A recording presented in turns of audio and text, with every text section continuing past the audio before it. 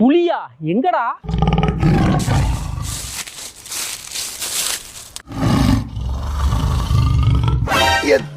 தட்டி. ஆமா, ரெண்டாவது புலி இருக்கு, நீ அது எங்கடா? போ பாப்பா, பின்னாடி பாருப்பா.